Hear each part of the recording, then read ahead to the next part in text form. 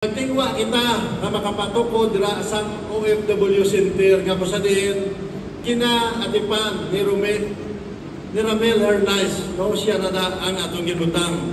Panguna kita naton kung ano ang kapudlayan sa atong OFW kung may mga problema sila dito sa ibang nga mga lugar ang ilang pamilya dire nagalibog ang ilang ulo.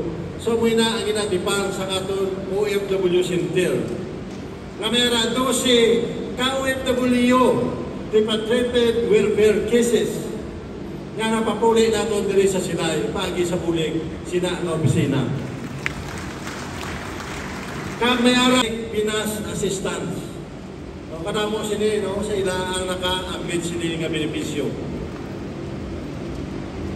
Supported by the NGO silay. Prapakanta ang uwa kaniyo. Civil Ministry tapos sa din, ang akong nagigasal, 412 couple banded together. No, ara sila, no? Ara sa screen, makita ninyo.